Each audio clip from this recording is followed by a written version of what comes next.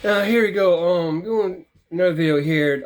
Annie Culprit was right. They piggybacked off the backs of black pain. The Democrat Party don't really give a damn about the black community. So let's go ahead and watch this video here. Hope y'all enjoy it. About Ann Coulter. And Ann is very provocative. She's a conservative writer, commentator. She's a lawyer. Ann is very smart. Now, Ann wrote a book called Mugged, Racial Demagoguery, from the 1970s to Obama. She wrote this book in 2013. And Ann's argument in this book is that the Democratic Party and the political left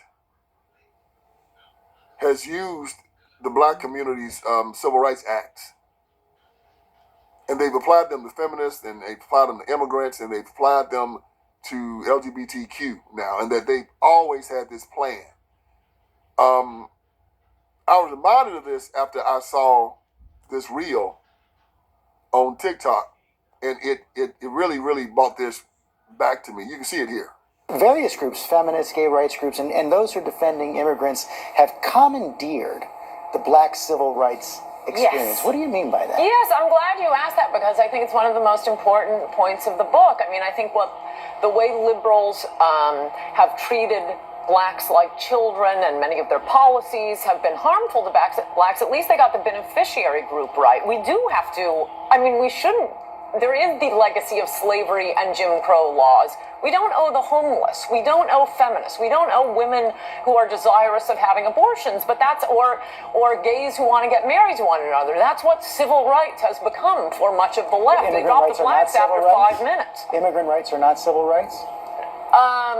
No, I think civil rights are for blacks. See, this is essentially the problem, and the Republicans... What have we done to the immigrants? We owe black people something. We have a legacy of slavery. Immigrants haven't even been in this country. That's why the Democrats are dropping the blacks and moving on to the Hispanics, because they're a larger group of Hispanics now. But could I just say to Jorge, I hate to disagree with you when you're attacking President Obama, but I think the point on immigration is you can have open borders or you can have a welfare state. You cannot have both. The reason people are concerned about the words they use, the reason Americans care about civil rights, the reason we are sensitive to racism is for one issue and one issue only, and that is how black Americans were treated in this country.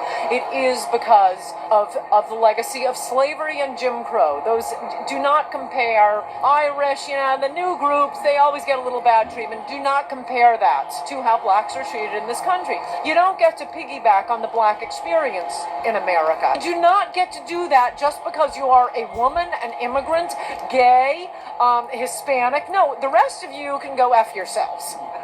No, this is for black Americans. We seem to have forgotten them. It's not a rainbow coalition. And I agree with Ann on a lot of it. I don't like the 1964 Civil Rights Act because a lot of the stuff that it did, it gave us a false sense of security.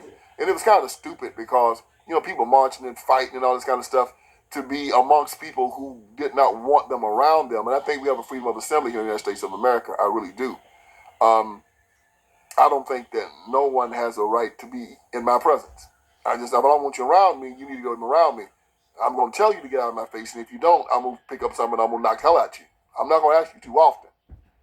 So again, the whole concept of using government to force us in spaces where we are not wanted, black or white, to me makes no sense. Now, I know there are nuances to it, state facilities and stuff like that. I understand all of that. Still, with me, forget the law. If I'm not wanted there, I'm not going. It's very simple with me. I don't give a daggone who running there or if I have a right to be there. If I'm not wanted and if I don't feel comfortable, I'm not going. I'm just not. The state highways lead up to these restaurants and you should have a right to go. The man don't want me in this restaurant. Therefore, I don't want to give him my money. It is simple as that. I'm not going to be a stalker. I'm not going to cry and beg for you to feed me. I'm not going to I'm not going to think I'm a good man because I can ride on the bus beside somebody of the opposite color. It doesn't make me feel good about myself. I told my good friend Tucker Carlson, I said, look, I've sat on the toilet beside white men before, and it's overrated. So I'm not fighting for that. If we learn to get along, that's fine.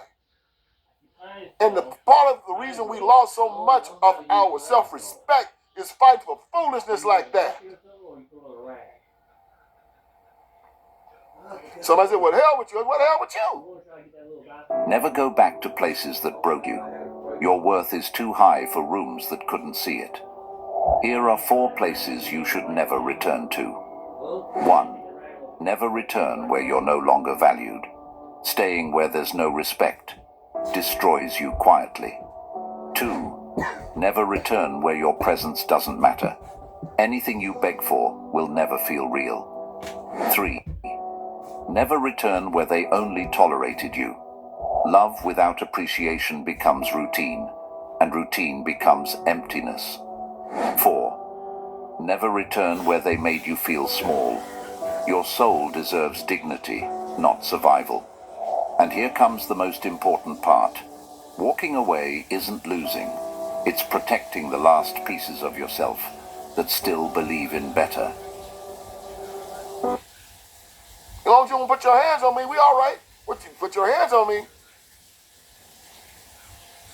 Don't make you sure you don't put your hands on anybody else. I don't care. But we were, so anyway, I digress. The 1964 Civil Rights Act.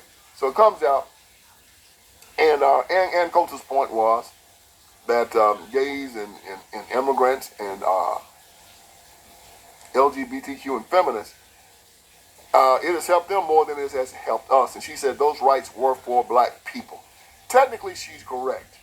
We thought they were for black people because Martin Luther King Jr. them were the ones raising all that hell and getting beat up and slapped around and cannon foddered and shot and killed behind this stuff. I mean, jokers getting killed behind this stuff, man. Sharonda Goodman and Cheney, Medgar Evers, jokers just getting their heads cracked. John Lewis died of brain damage behind all that stuff. Getting the Edmund Pettus Bridge, you name it. It was just sad what was going on down south.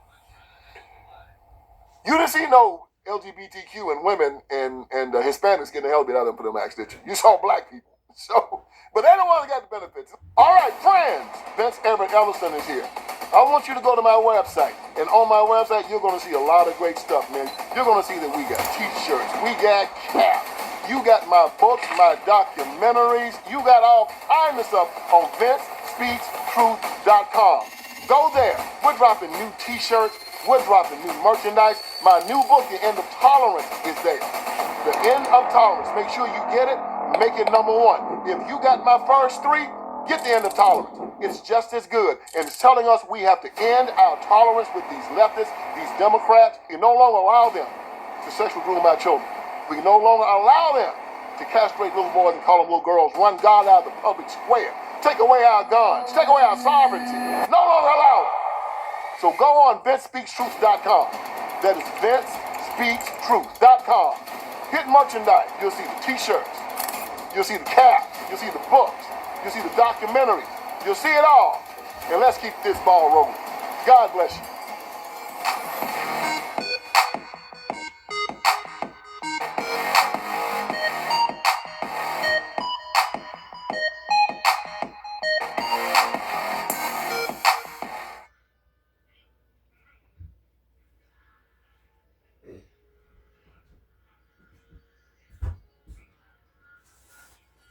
What organizations have been active on the ground in Minnesota? We have tracked over $60 million, according to the latest 990 disclosures, to approximately 14 groups. Where's this money coming from? From networks like the Soros Network, the Arabella Funding Network, as mentioned, the Neville Roy Singham Funding Network, these massive NGOs that have billions of dollars to spend on all kinds of coordinated protest, or in this case, riot activity. So I just renew my call to the Department of Justice to investigate these groups, these dark money groups, untangle this web.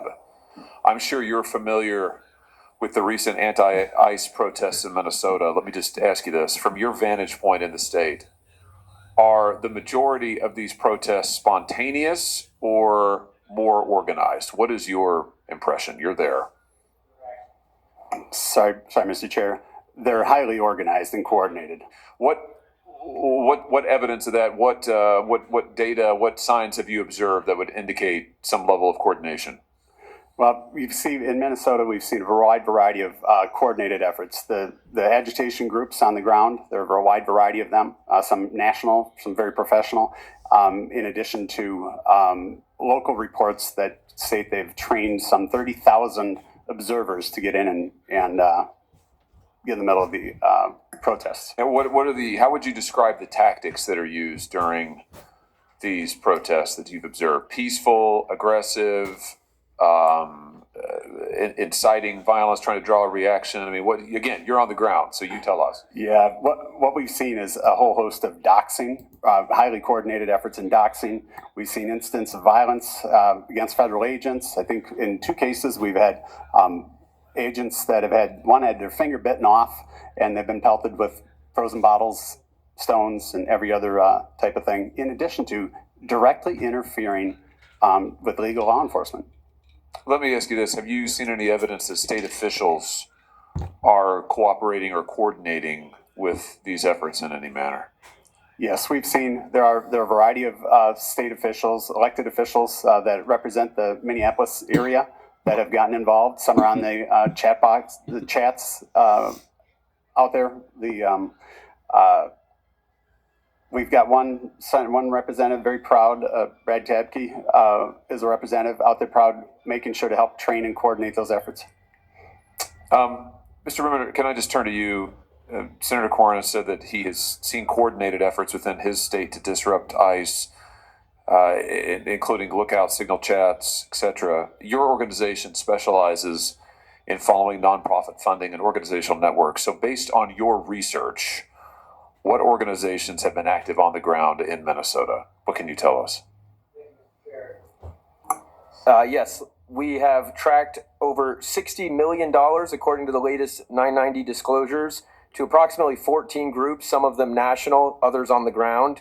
Groups like the ACLU provide the legal defense, as well as facilitate the trainings for some of the tactics that Senator Cornyn just described. A group named Democracy Forward.